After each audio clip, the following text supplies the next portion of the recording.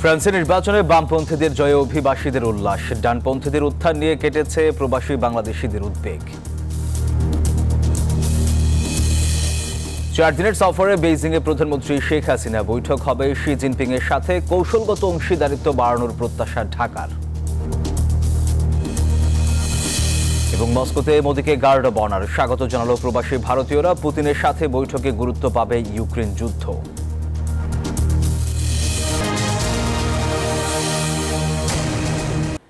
স্বাগত প্রবাসী নিউজ 24 সংবাদে, আপনাদের সাথে আছি আমি সোহাগ বক্স। দেখছিলেন সংবাদ শিরোনাম, এবার বিস্তারিত। ফ্রান্সের আগাম সংসদ নির্বাচনে কট্টর ডানপন্থীদের পরাজয়ের ফলাফলে স্বস্তি প্রকাশ করেছে ইউরোপ ও বিশ্বের গণতান্ত্রিক অংশীদাররা। দেশটির ডানপন্থী নেত্রী ম্যারিয়ান লে পেনের নেতৃত্বাধীন দলের পরাজয়ে খুশি ফ্রান্সে বসবাসরত বাংলাদেশি সহ বিভিন্ন দেশের অভিবাসীরাও। ফ্রান্স থেকে ফেরদৌস করিম আখুনজির তথ্যচিত্রে ডেস্ক রিপোর্ট। ফ্রান্সের আগাম সংসদ নির্বাচনের দ্বিতীয় দফায় সবাইকে অনেকটা চমকে দিয়ে ভালো ফল করেছে বামেদের নতুন জোট নিউ পপুলার ফ্রন্ট। অন্যদিকে প্রথম দফায় বেশ এগিয়ে থেকেও শেষ দফায় তৃতীয় স্থানে নেমে এসেছে কট্টর ডানপন্থী অভিবাসন বিরোধী ন্যাশনাল র্যালি আরএন। এই ঘটনায় স্বস্তি প্রকাশ করেছেন দেশটিতে বসবাসরত বাংলাদেশি অভিবাসীরা। আতঙ্ক কাজ করছিল, কারণ সে তো অভিবাসীদের বিরুদ্ধে ছিল। তো এখন যে নতুন সরকার আসছে, নতুন সরকার আশা করি অভিবাসীদের পক্ষে কাজ করবে এবং আমরা যারা বাংলাদেশি আছি আমাদের আরো এই ব্যবসা বাণিজ্য উন্নতি হবে। প্রথম টুরে যখন লে পেন অনেকটাই ক্ষমতার কাছাকাছি চলে যাচ্ছিল মনে হচ্ছিল এবং অভিবাসীদের মনে যে শঙ্কা তৈরি হয়েছিল সেই শঙ্কা কেটে গেছে গতকাল সন্ধ্যায় যখন ফলাফল প্রকাশ হয়েছে। আমি মনে করি আমাদের জন্য অনেক কিছু সামনে ভালোর দিকে আসবে। আমরা অভিবাসনের দিক দিয়ে বলেন, ব্যবসায়িক দিক দিয়ে বলেন, সব দিক দিয়ে আমরা আশা করি ভালো হবে। তাদের ধারণা পেনের দল সরকার গঠন করলে অভিবাসীদের ফ্রান্স থেকে বিতাড়িত করত। আশঙ্কা করছিলেন তারা ক্ষমতায় আসবে, তো সেটা এখন হয়নি। তার অর্থ এই না যে তারা ক্ষমতার বাইরে থাকবেন, তারাও নানাভাবে তাদের কথা বলার চেষ্টা করবে, কারণ ফরাসি জনগণ কিন্তু বিদেশিদের উপর অনেক ক্ষেত্রে মনক্ষুণ্ণ। বিদেশি সুযোগ সুবিধা অনেক কিছু কমানোর ব্যাপারেও তারা যে দাবি করছিলেন, সেটা কিন্তু নতুন সরকার যারা আসবেন তারাও সেটাকে টেক কেয়ার করতে হবে। অতএব আমরা শুধু এখন আশ্বস্ত হলে চলবে না, আমাদের নজর রাখতে হবে, আমাদের সতর্ক থাকতে হবে আমাদের অধিকার এবং আমাদের দাবি নিয়ে। ফ্রান্সে কট্টর ডানপন্থীদের পরাজয়ে স্বস্তি প্রকাশ করেছে ইউরোপ ও বিশ্বের গণতান্ত্রিক অংশীদারেরাও। তাদের শঙ্কা, পুতিনের ঘনিষ্ঠ হিসেবে পরিচিত আরএন ক্ষমতায় এলে ইউক্রেন যুদ্ধ নিয়ে ফ্রান্সের অবস্থানে ব্যাপক পরিবর্তন আনত। ফ্রান্স জাতিসংঘ নিরাপত্তা পরিষদের 5 স্থায়ী সদস্যের একটি। Desk report, news 24। 4 দিনের সরকারি সফরে চীনের রাজধানী বেইজিংয়ে পৌঁছেছেন প্রধানমন্ত্রী শেখ হাসিনা। দেশটির রাষ্ট্রীয় আমন্ত্রণে শেখ হাসিনার এই সফর। বাংলাদেশের প্রত্যাশা, এই সফর দুই দেশের মধ্যকার সম্পর্ককে কৌশলগত অংশীদারিত্ব থেকে কৌশলগত বিস্তৃত সহযোগিতা অংশীদারিত্বে উন্নীত করবে। শুধু ভূ রাজনীতি নয়, অর্থনৈতিক কারণেও চীনের সঙ্গে বন্ধুত্বপূর্ণ সম্পর্কে আগ্রহী বাংলাদেশ। আর এ কারণেই প্রধানমন্ত্রী শেখ হাসিনার চীন সফরকে দেখা হচ্ছে গুরুত্বের সঙ্গে। এ সফরে মূল অগ্রাধিকার বাংলাদেশের উন্নয়ন। প্রতিবেশী দেশ ভারত সফরের পরপরই প্রধানমন্ত্রী সফর করছেন ভারতের অন্যতম প্রতিবেশী রাষ্ট্র চীন। এখানে গুরুত্ব পাওয়ার কথা রয়েছে তিস্তা প্রকল্প, রোহিঙ্গা সমস্যা, বাংলাদেশে চীনের বাণিজ্য বিনিয়োগ এবং অর্থনৈতিক সংকট মোকাবেলায় বাংলাদেশের ঋণ চাহিদা প্রসঙ্গ। তিস্তা প্রকল্প বাস্তবায়নে ভারত আগ্রহ দেখালেও ইতোপূর্বে এই প্রকল্পের সমীক্ষা শেষে অর্থায়ন প্রস্তাব নিয়ে বাংলাদেশের প্রতি চীনের তাগাদা রয়েছে। প্রধানমন্ত্রীর এই সফরে চীনের পক্ষ থেকে বাংলাদেশকে $500 কোটি ঋণ দেওয়ার বিষয়ে ঘোষণা আসতে পারে। তবে এই ঋণ চীনা মুদ্রায় দিতেই বাংলাদেশের পক্ষ থেকে অনুরোধ জানানো হবে। প্রধানমন্ত্রীর এই সফরে চীনের সঙ্গে কোনো চুক্তি স্বাক্ষর না হলেও অন্তত 20 থেকে 22টির মতো সমঝোতা স্মারক সই হবে। উদ্বোধন হবে 2টি প্রকল্প। শাহ আলী জয়, নিউজ 24, ঢাকা। 22তম ভারত রাশিয়া বার্ষিক সম্মেলনে যোগ দিতে 2 দিনের সফরে মস্কো পৌঁছেছেন ভারতের প্রধানমন্ত্রী নরেন্দ্র মোদি। মস্কো বিমানবন্দরে মোদিকে স্বাগত জানান রাশিয়ার প্রথম ডেপুটি প্রাইম মিনিস্টার ডেনিস ম্যান্টুরোভ। সেখানে মোদিকে দেয়া হয় গার্ড অব অনার। একই গাড়িতে মোদি ও ম্যান্টুরোভ এরপর পৌঁছান মস্কোর হোটেলে। সেখানে মোদীকে স্বাগত জানান ভারতীয় বংশোদ্ভূতরা। বর্ণাঢ্য আয়োজনে নরেন্দ্র মোদীকে স্বাগত জানানো হয়। এরপর মোদী পুতিন হাই ভোল্টেজ বৈঠক, যে বৈঠকের দিকে আমেরিকা থেকে চীন সব দেশের কূটনৈতিক মহল তাকিয়ে। 8 ও 9 জুলাই দুদিনের মস্কো সফর শেষ করে মোদী যাবেন অস্ট্রিয়ায়।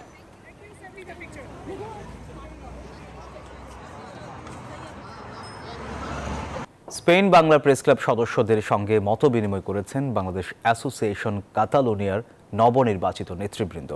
বার্সেলোনায় আয়োজিত এই মতবিনিময় সভায় বাংলাদেশি কমিউনিটির উন্নয়নে নানা কর্মসূচি গ্রহণের কথা জানান নতুন কমিটির সদস্যরা। এ সময় সংগঠনটির সভাপতি করিম আলী স্পেন বাংলা প্রেস ক্লাবের সদস্যদের সহযোগিতা এবং পরামর্শ কামনা করেন। সভায় উপস্থিত ছিলেন স্পেন বাংলা প্রেস ক্লাবের সভাপতি আফাজ জনি, সাধারণ সম্পাদক লোকমান হোসেন, সাংগঠনিক সম্পাদক সালাউদ্দিন সহ আরও অনেকেই।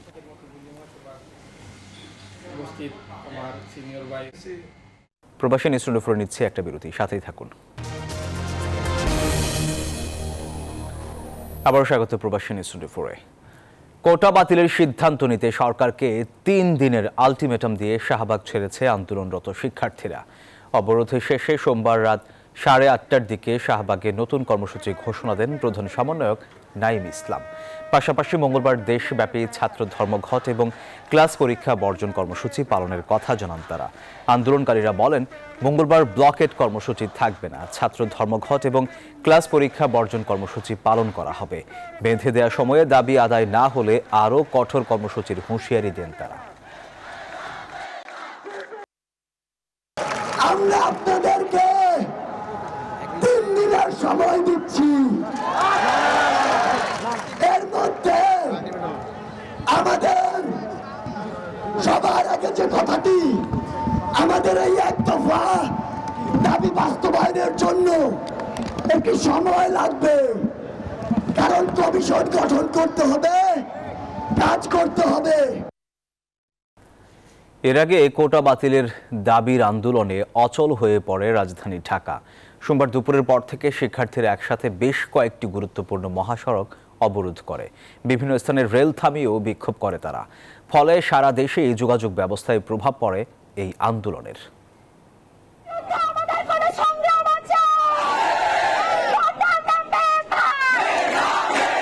কোটা বাতিলের দাবিতে আন্দোলন ছড়িয়ে পড়েছে সারা দেশে। সোমবার দুপুরের পর দেশের বিভিন্ন স্থানে রেলপথ অবরোধ করে শিক্ষার্থীরা। বিশেষ করে রাজশাহী, রংপুর, চট্টগ্রামে তাদের বেশ উপস্থিতি লক্ষ্য করা যায়। সংবিধানে আইন পাশ করে অনগ্রসর ও সুবিধা বঞ্চিতদের কোটার মাধ্যমে একটা সুন্দর বাংলাদেশ বিনির্মাণের দাবিতে দাঁড়িয়েছি। যতদিন দাবি আদায় না হবে ততদিন আন্দোলন আমরা চালিয়ে যাব ইনশাল্লাহ। রেলপথের পাশাপাশি বিভিন্ন মহাসড়কেও অবস্থান নেয় আন্দোলনকারীরা। বরিশাল, রংপুর, কুমিল্লা, সাভার সহ দেশের বিভিন্ন জেলাতে মহাসড়ক অবরোধ করে বাংলা ব্লকেট কর্মসূচি পালন করে আন্দোলনকারীরা। আমাদের যৌক্তিক দাবি আদায় না হওয়া পর্যন্ত আমরা রাজপথ ছাড়ব না। সাধারণ মেধাবী আমাদের ন্যায্য মেধার মূল্যায়ন চাই।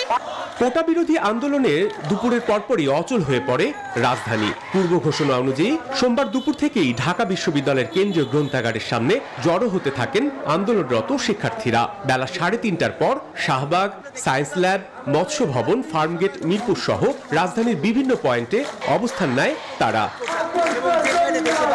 শিক্ষার্থীরা বলেন, দাবি আদায় না হওয়া পর্যন্ত আন্দোলন চলবেই। 30% মুক্তিযোদ্ধা কোটা, এগুলো আমরা অযৌক্তিক মনে করি। আমরা চাই কোটার সংস্কার। আমাদের সাথে সংহতি জানাচ্ছে। এই জিনিসটা, এই বিষয়টা আমাদের মনোবলকে আরো বাড়িয়ে তুলছে। এদিকে এই কর্মসূচির কারণে সৃষ্টি হয় তীব্র যানজটের। ঘন্টার পর ঘন্টা গাড়িতে বসে থাকতে হয় যাত্রীদের। পায়ে হেঁটেই গন্তব্যে রওনা দিতে দেখা যায় অনেককেই। আন্দোলন নিয়ে মিশ্র প্রতিক্রিয়া দেখা যায় সাধারণ মানুষের মধ্যে। সবাই তো দুর্ভোগের ভিতরে আছে, রাস্তাঘাট বন্ধ করে দিছে। আর যে দাবি জানাচ্ছে কোটা আন্দোলনকারীরা, সবাই তো যৌক্তিক দাবি যাচ্ছে। যদি কিছুদিনের জনভোগান্তির কারণে একটা সুদূর প্রসারী একটা ভালো কোনো ফলাফল আসে, আমরা সবাই এটা মেনে নিতে রাজি। 2018 সালে শিক্ষার্থীদের আন্দোলনের ফলে কোটা ব্যবস্থা বাতিল হয়। তবে সম্প্রতি হাইকোর্ট এই ব্যবস্থা বহাল রেখে রায় দেন। বিষয়টি এখন আপিল বিভাগে বিচারাধীন।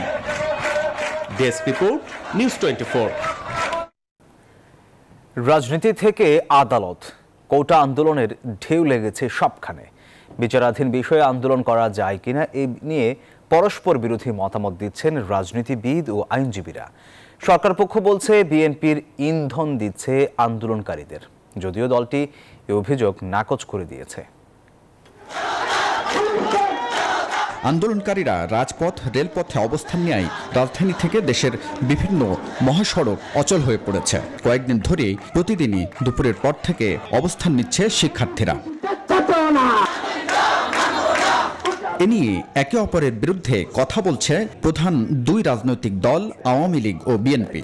আন্দোলন হচ্ছে এটার সঙ্গে আমরা একমত, এবং এটা আমি আমার নিজের হিসাবে দেখেছি এটা আমাদের স্বাধীনতা যুদ্ধের যে উদ্দেশ্য ছিল, স্বাধীনতা মুক্তি সংগ্রামের যে উদ্দেশ্য ছিল তার সঙ্গে এটা সাংঘর্ষিক। আমাদের অপেক্ষা করতে এবং কোনো প্রকার উত্তেজনা, রাস্তাঘাট বন্ধ করে মানুষের দুর্ভোগ সৃষ্টি পরিহার করা হওয়া। আমরা এখানে ইন্ধন দিতে যাবো কেন, প্রশ্নই উঠতে পারে না। তবে যেটা সত্য সেটাকে সত্য বলবো, যেটা যৌক্তিক সেটাকে যৌক্তিক বলবো, এটা আমরা সবসময় বলছি। কোটা বাতিল নিয়ে আন্দোলনকে রাজনৈতিক বিষয় বলে মন্তব্য করেছেন সিনিয়র আইনজীবীরা। যদিও বিষয়টি বিচারাধীন থাকায় এই মতামতের সাথে একমত নন রাষ্ট্রের প্রধান আইনজীবী। দ্রুততম সময়ে সরকার একটা ঘোষণা দিয়ে একটা আইনের মাধ্যমে এই যে 56% কোটার মধ্যে যেটা সীমাবদ্ধ করা হয়েছে এটাকে কমিয়ে আনা হোক। ওনাদের আন্দোলনটা আমি মনে করি যে এটা ওনাদের না করাই উচিত হবে। ওনাদেরকে আমি বলবো, কারণ আদালতে যেটা বিচারাধীন বিষয় সেই বিষয়টা রাজপথে না করে আদালতে তো আসে, কিন্তু বিচার হবে, সেই ক্ষেত্রে ওনারা একটু ধৈর্য ধরার আমি অনুরোধ করবো। এর আগে কোটা বিরোধী আন্দোলনের মধ্যেই ধানমন্ডিতে আওয়ামী লীগ অফিসে দলটির সাধারণ সম্পাদক ওবায়দুল কাদেরের নেতৃত্বে বৈঠক করেন সরকারের কয়েকজন মন্ত্রী ও প্রতিমন্ত্রী। তবে এ নিয়ে স্পষ্ট করে কিছুই বলেননি তারা। বিভিন্ন ইস্যু নিয়ে আলোচনা, সামগ্রিক বিষয়, কোনো একটা বা দুটো বিষয় না, ওভারঅল। হাবিবুল ইসলাম হাবিব, নিউজ 24, ঢাকা। সরকারকে বিপাকে ফেলতেই সর্বজনীন পেনশন স্কিম প্রত্যয় চালু করা হয়েছে। ঢাকা বিশ্ববিদ্যালয়ে কর্মবিরতি ও অবস্থান কর্মসূচি পালনকালে একথা বলেন আন্দোলনরত শিক্ষকরা। শিক্ষকরা বলেন তাদের যুক্তিসঙ্গত আন্দোলনকে অযৌক্তিক বলার কোনো সুযোগ নেই। 8ম দিনের মতো চলছে এই আন্দোলন। বেলা 12টায় ঢাকা বিশ্ববিদ্যালয় কলা ভবনের সামনে আন্দোলন করেন শিক্ষকরা। দাবি করেন জোর করে তাদেরকে প্রত্যয় স্কিমে যুক্ত করা হচ্ছে। একই আন্দোলন চলছে চট্টগ্রাম, রাজশাহী, খুলনা, সিলেট সহ সকল বিশ্ববিদ্যালয়ে। প্রত্যয় স্কিম আপনার বিরুদ্ধে ষড়যন্ত্র বলে মনে করি। গতকালও আপনি বলেছেন যারা চাকরিজীবী তাদের জন্য নয়, যারা সুবিধা বঞ্চিত অবহেলিত তাদের জন্য। তাহলে আমাদের ডাকে আপনি নিশ্চয় ছাড়া দিবেন। স্কিমটা চালু করেছেন, এটা কোনো মতেই পেনশন কি কনসেপ্টের সঙ্গে যায় না। 3 দফা দাবি আগে না হওয়া পর্যন্ত আমাদের সর্বাত্মক কর্মসূচি সবগুলো বিশ্ববিদ্যালয়ে একদিকে চলবে। বিসিএস সহ পিএসসির পরীক্ষার প্রশ্ন ফাঁসের অভিযোগে পিএসসির চেয়ারম্যানের সাবেক গাড়ি চালক সৈয়দ জাবেদ আলী জীবন, তার ছেলে সিয়াম সহ 17 জনকে গ্রেপ্তার করেছে সিআইডি। এদের মধ্যে পিএসসির ঊর্ধ্বতন কর্মকর্তারাও আছেন। গ্রেপ্তারদের মধ্যে রয়েছেন পিএসসির উপপরিচালক মোহাম্মদ আবু জাফর, মোহাম্মদ জাহাঙ্গীর আলম, সহকারী পরিচালক মোহাম্মদ আলমগীর কবির, অফিস সহায়ক খলিলুর রহমান ও সাজিদুল ইসলাম। সোমবার সিআইডির সদর দপ্তর সূত্রে এসব তথ্য নিশ্চিত হওয়া গেছে। অভিযানে উদ্ধার করা হয়েছে সরকারি বিভিন্ন নিয়োগ পরীক্ষায় প্রশ্নপত্র ফাঁসের বিপুল আলামত। রবিবার সাঁড়াশি অভিযানে নামে সিআইডি। ঢাকা সহ দেশের বিভিন্ন স্থানে অভিযান পরিচালনা করে তাদের গ্রেপ্তার করা হয়। দুর্নীতিবাজদের হাত দিয়ে জন্ম নিচ্ছে নবজাতক। এবার মা ও শিশুদের জন্য বিশেষায়িত আজিমপুর মাতৃ সদন কর্তৃপক্ষের বিরুদ্ধে দুর্নীতির প্রমাণ পেয়েছে দুদক। বাজার দরের চেয়ে 2 থেকে 3 গুণ বেশি দামে নিম্নমানের সরঞ্জামাদি ক্রয়ের মাধ্যমে আত্মসাৎ করা হয়েছে অন্তত 5.5 কোটি টাকা। এই ঘটনায় হাসপাতালের সাবেক তত্ত্বাবধায়ক ইসরাত সহ অন্তত 28 জনকে আসামি করে আদালতে চার্জশিট দিয়েছে দুদক। 2017 সালের অক্টোবরে টাকার জন্য আজিমপুর মাতৃসদনে ঠাঁই না মেলায় রাস্তার উপরে সন্তানের জন্ম দেন পারভিন আক্তার। তবে সে সন্তান প্রথম আলো দেখার আগেই বিদায় জানান পৃথিবীকে। হাসপাতাল কর্তৃপক্ষের এই অমানবিক আচরণ কাঁদিয়েছিল কোটি মানুষকে। এই মহিলা কিন্তু আপনাকে বলে অনেক শক্তিশালী। এই ঘটনার রেশ ধরেই তদন্তে নেমে প্রতিষ্ঠানটির কেনাকাটায় নানা অনিয়ম জালিয়াতির প্রমাণ পায় দুদক। 2019 সালের ডিসেম্বরে তত্ত্বাবধায়ক ডাক্তার ইসরাত জাহান সহ 17 চিকিৎসক ও ঠিকাদার সহ মোট মিলিয়ে 25 জনের বিরুদ্ধে 5.5 কোটি টাকা আত্মসাতের অভিযোগে মামলা করে দুদক। 4 বছরের বেশি সময় ধরে তদন্ত শেষে সম্প্রতি আদালতে চার্জশিট জমা দিয়েছে সংস্থাটি। ওষুধ এবং যন্ত্রপাতি দুটোটাই ক্রয়ের ক্ষেত্রে পাবলিক প্রকিউরমেন্ট অ্যাক্টের ব্যত্যয় ঘটায় ওনারা বেশি দামে ক্রয় করছে। পাবলিক যে মূল্য নির্ধারণ আছে মূল্যের চেয়ে বেশি দামে ক্রয় করছে। এই কারণে ওনাদের বিরুদ্ধে অভিযোগ আসছে এবং রাষ্ট্রের ক্ষতি হয়েছে। এটা তদন্ত রিপোর্ট দাখিল করেছে বিজ্ঞ আদালতে। আগামী 19/8/2024 তারিখে এই মামলাগুলি আমলে গ্রহণের জন্য আছে। প্রধান আসামি সহ ঠিকাদারের প্রতিষ্ঠানের জড়িতদের সাথে যোগাযোগের চেষ্টা করলেও কাউকে কর্মস্থলে খুঁজে পাওয়া যায়নি। ইন্টারনেটের ব্যাপারে তো আমি কখনো কাউকে জিজ্ঞাসা করি না, বা আমি দোকানে আমি কাজ করি, এতটুকুই আমি জানি। জালিয়াতির মাধ্যমে কেনা যন্ত্রাংশগুলোর হাসপাতালে অস্তিত্ব আছে কিনা তা নিয়ে কথা বলতে গেলেও কেউ রাজি হয়নি। বেশি দামে নিম্নমানের সরঞ্জামাদি ক্রয় করা হয়েছে, যে কারণে চিকিৎসা সেবায় পরীক্ষা নিরীক্ষার মান নিয়ে সাধারণ মানুষের মাঝে প্রশ্ন উঠেছে। তাই তো সকলের প্রত্যাশা এসব অনিয়মের সাথে জড়িতদের বিরুদ্ধে নিতে হবে দৃষ্টান্তমূলক ব্যবস্থা।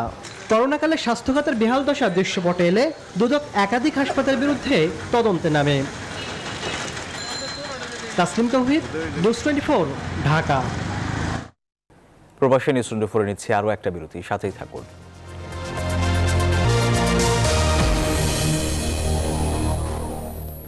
আবার স্বাগত প্রবাসী নিউজ 24-এ। অর্থ পাচার মামলার অভিযোগ গঠন বাতিল চেয়ে হাইকোর্টে আবেদন করেছে শান্তিতে নোবেলজয়ী অর্থনীতিবিদ ও গ্রামীণ ব্যাংকের প্রতিষ্ঠাতা ডক্টর মোহাম্মদ ইউনুস সহ 7 জন। সোমবার হাইকোর্টের সংশ্লিষ্ট শাখায় তারা এই আবেদন করেন। আবেদনে অভিযোগ গঠনের আদেশ বাতিল চাওয়া হয়েছে। ডক্টর ইউনুসের আইনজীবী ব্যারিস্টার আব্দুল্লাহ আল মামুন এই আবেদন দায়ের করেন। বিচারপতি নজরুল ইসলাম তালুকদার ও বিচারপতি কাজী ইবাদত হোসেনের হাইকোর্ট বেঞ্চে আবেদনটির উপর শুনানি হবে। গত 12 জুন গ্রামীণ টেলিকমের শ্রমিক কর্মচারীদের লভ্যাংশ আত্মসাতের মামলায় প্রতিষ্ঠানটির চেয়ারম্যান ডক্টর মোহাম্মদ ইউনুস সহ 14 জনের বিরুদ্ধে অভিযোগ গঠন করেন আদালত। এফআইআর দাখিল করতে হলে এবং চার্জশিট দাখিল করতে হলে দুবারই দুদককে ফিনান্সিয়াল ইন্টেলিজেন্স বাংলাদেশের যে অথরিটি আছে তার থেকে অনুমতি নিতে হবে।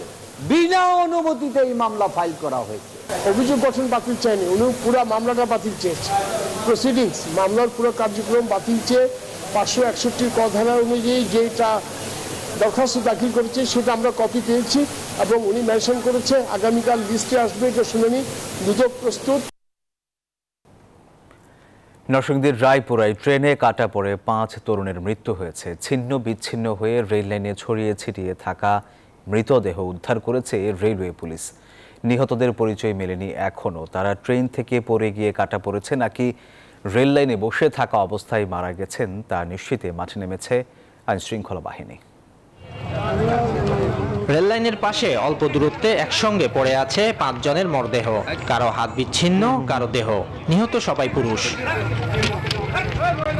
ঘড়ির কাঁটায় সোমবার ভোর 5:30টা নরসিংদীর রায়পুরা উপজেলার মেথিকান্দা রেল স্টেশনের কাছে কমলপুর এলাকায় ওই 5 জনের মৃতদেহ দেখে পুলিশে খবর দেয় স্থানীয়রা। নিহতদের মধ্যে 4 জনের বয়স 18 থেকে 20 বছর। দেখলাম ট্রেনের কাছে যখন ট্রেনে চলে মারা গেছে। এই ধরনের ঘটনা তো নিঃসন্দেহে যে আপনার একটা আতঙ্কের ব্যাপার। মূলত কিছুদিন পরে এখানে রেলে কাটা যা। রেলওয়ে পুলিশের প্রাথমিক ধারণা চট্টগ্রাম থেকে ছেড়ে আসা মেইল ট্রেনের ছাদ থেকে পড়ে 5 তরুণ ট্রেনে কাটা পড়ে মারা গেছেন। দুর্ঘটনার কারণ চলছে অনুসন্ধান। আমাদের এখানে পিবিআই এবং সিআইডি এর স্পেশালাইজড টিম রয়েছে, তারা পরিচয় শনাক্তের জন্য কাজ করছে। তারা তাদের স্পেশালাইজড যে জ্ঞান রয়েছে সেই জ্ঞানের মাধ্যমে তারা পরিচয় শনাক্ত করবেন। পরিচয় শনাক্ত করে আসলে তারা কোন এলাকার বাসিন্দা সেই বিষয়ে নিশ্চিত হওয়া যাবে। এখনো তাদের পরিচয় শনাক্ত হয় নাই।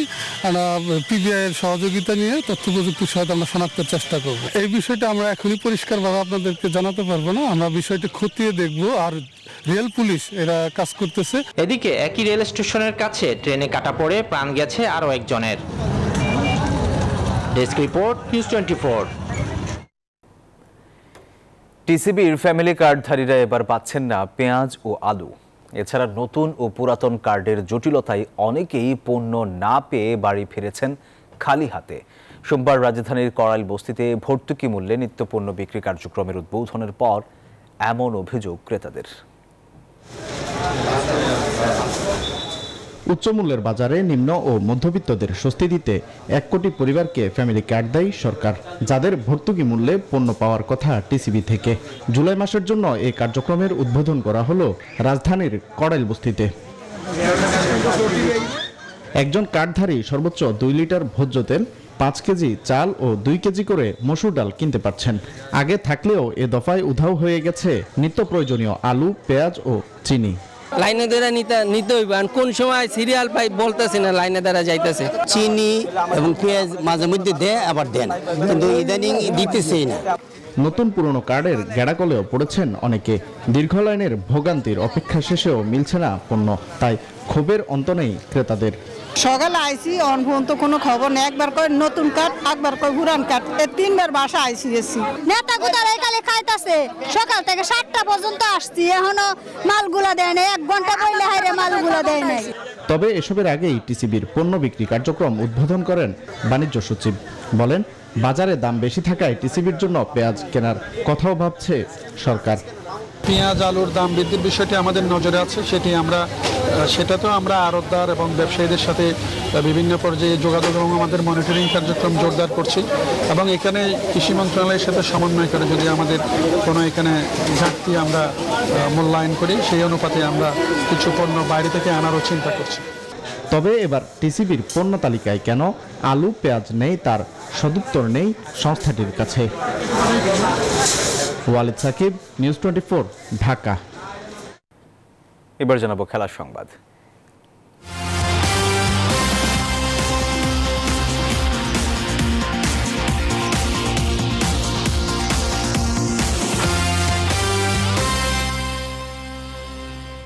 যে কোনো পরিস্থিতিতে বিসিবি ক্রিকেটারদের পাশে থাকবে বলে জানিয়েছেন বোর্ডের প্রধান নির্বাহী নিজামুদ্দিন চৌধুরী সুজন। এছাড়া টাইগারদের spin coach Mushtaq Ahmed England অনূর্ধ্ব-19 দলের সাথে যোগ দিলেও সময় দিবেন বাংলাদেশি দলকে। সামনের সিরিজগুলোতে দলের সাথে তাকে পাওয়া যাবে, এমনটাই প্রত্যাশা বিসিবির। ঘুম থেকে উঠতে না পারায় ভারতের সাথে তাসকিনের ম্যাচ মিসের পর তোলপাড় হয় সামাজিক যোগাযোগ মাধ্যম থেকে শুরু করে গণমাধ্যমে। এ বিষয়ে বোর্ড সভার পর মন্তব্য করেন বিসিবি সভাপতি নাজমুল হাসান পাপন। তাসকিনও ফেসবুকে স্ট্যাটাস দেন, সেখানে তিনি উল্লেখ করেন সামাজিক মর্যাদা নষ্ট হয় এমন সংবাদ প্রকাশ করলে আইনি ব্যবস্থা নেবেন। তাসকিন ইস্যুতে গেল কয়েকদিনে সাবেক ক্রিকেটার, বোর্ড পরিচালক ও ক্রিকেট বিশ্লেষকরাও নানা মত দিয়েছেন। অবশ্যই তাসকিনের দেয়, তাসকিন ঘুমতে করতে পারে, তাসকিনের দেয়, বাট টিমের দায় যোগে ঠিকমতো সময় মাঠে নিয়ে যাওয়া যায়, এটা টিমের দায়। এ বিষয়ে বিসিবির বক্তব্য, যে কোনো পরিস্থিতিতে ক্রিকেটারদের পাশে থাকবেন তারা। বোর্ড এই বিষয়গুলো লাইটলি নেবে না। বোর্ড তার নিজস্ব অবস্থান থেকে যে সমস্ত ব্যবস্থা নেয়, সেগুলো আইনগত ব্যবস্থা হোক বা যে কোনো ব্যবস্থায় বোর্ড সেগুলো নেবে। এছাড়া ইংল্যান্ড অনূর্ধ্ব-19 দলের সাথে চুক্তিবদ্ধ হয়ে টাইগারদের স্পিন বোলিং কোচের দায়িত্ব ছাড়ছেন মুশতাক আহমেদ। এ বিষয়ে বিসিবি বলছে দৈনিক ভিত্তিতে হলেও জাতীয় দলের সময় দিবেন মুশতাক আহমেদ। ইংল্যান্ড ক্রিকেট বোর্ডের সাথে আছে এবং আরও কিছু ওনার কমিটমেন্ট আছে। তো তখন আমরা যেটা করি যে আমরা অ্যাটলিস্ট T20 ওয়ার্ল্ড কাপকে কনসিডার করে ওই পর্যন্ত তার সাথে আমরা চুক্তি করি এবং তার সাথে আমাদের যোগাযোগ হচ্ছে এবং আজকেও কথা হয়েছে। ওনার ডিসেম্বর পর্যন্ত কিছু প্রি অকুপাইড কিছু কমিটমেন্ট আছে, এই পর্যন্ত উনি এর মধ্যে যে সময়টা অ্যাভেলেবেল থাকবে সেটা বাংলাদেশ ক্রিকেট বোর্ডকে দেবে। এর বাইরে আমাদের সাথে তার সাথে লং টার্ম চুক্তির ব্যাপারে কথা হচ্ছে। আসছে পাকিস্তান সিরিজেও মুশতাককে দলের সাথে পাওয়া যাবে বলে জানান বিসিবির প্রধান নির্বাহী। সুখন সরকার, নিউজ 24, ঢাকা। চেলসির প্রস্তাব ফিরিয়ে দিয়ে বায়ার্ন মিউনিখে গেলেন ফরাসি তরুণ উইঙ্গার মাইকেল উলিস। প্রায় 7 মিলিয়ন পাউন্ডে ক্রিস্টাল প্যালেসে তাকে দলে ভিড়িয়েছে বাভারিয়ানরা। চলতি ইউরো চ্যাম্পিয়নশিপে ফ্রান্স দলে ডাক পাননি উলিস, তবে ফ্রান্স অনূর্ধ্ব-23 দলের কোচ থিয়েরি অঁরি তাকে রেখেছেন আসন্ন প্যারিস অলিম্পিকে। এই টুর্নামেন্ট শুরুর আগে 5 বছরের জন্য বায়ার্নের চুক্তিতে স্বাক্ষর করেছেন উলিস। তার সামনে নিউক্যাসল ইউনাইটেড ও চেলসিতে যোগদানের সুযোগ থাকলেও জার্মান ক্লাবটিকেই বেছে নিয়েছেন এই উইঙ্গার, কারণ 22 বছর বয়সী এই তরুণের আগ্রহ ছিল জার্মানিতে খেলার। এই ইংরেজ বংশোদ্ভূত ফরাসি তারকা এর আগে প্যালেসের হয়ে 3টি অনূর্ধ্ব-21 মৌসুমে কাটিয়েছেন। গেল মৌসুমে প্রিমিয়ার লিগে 19 ম্যাচে 10 গোল করেন প্যালেসের হয়ে।